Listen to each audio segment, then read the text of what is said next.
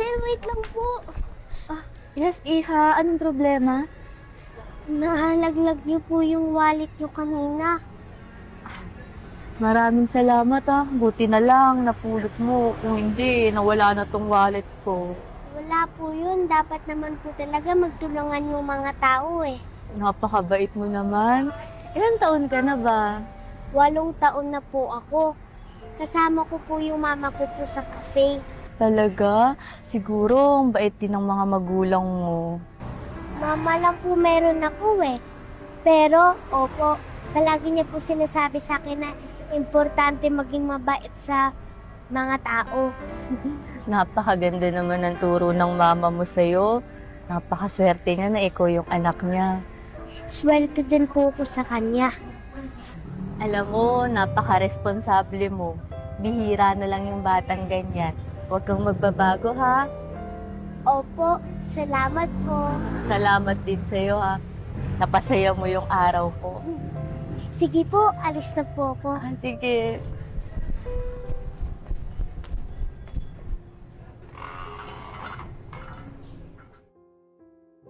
Pat?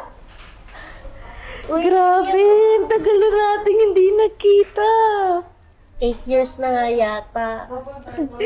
Kamusta ka na? Ang laki na ng pinagbago mo Parang ang kalmado-kalmado ng buhay mo. Hindi ka sure. Pero alam mo, iba na rin talaga yung buhay ko ngayon eh. Ano na lang, gusto ko na lang mamuhay ng simple. Tsaka mapalaki yung pamangkin ko, si Denise. Oo, talaga? Napakabuti mo naman talaga. Pati anak ng iba, inaalagaan mo. Alam mo, hindi rin madali kwento yung lahat eh. Pero napakarami na talagang nagbago sa buhay ko. Simula nung ulit tayo nagkita. Alam mo, totoo yan. Dati nga, bilib na bilib kami sa'yo eh. Kasi ang dami mong pangarap eh.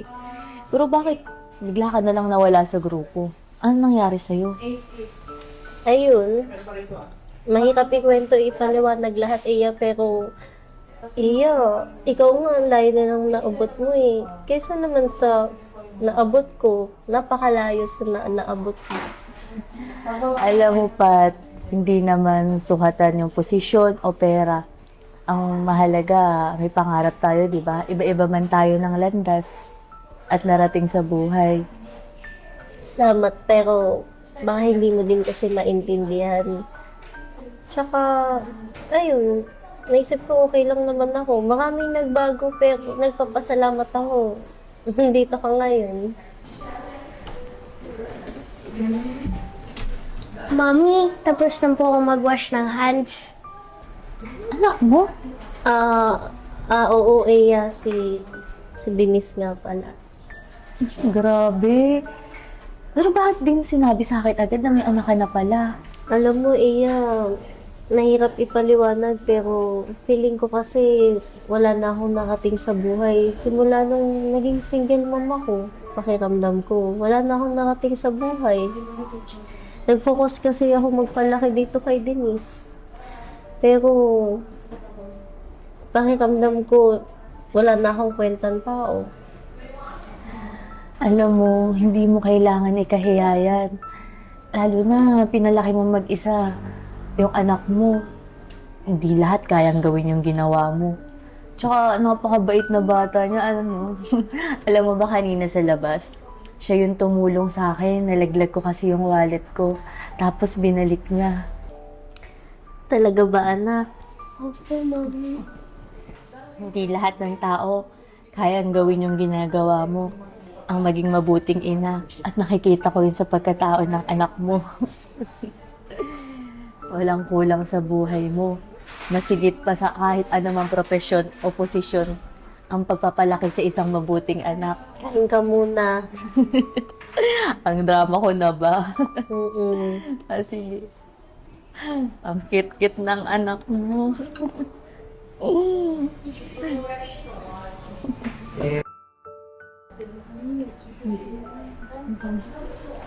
Water po muna kayo.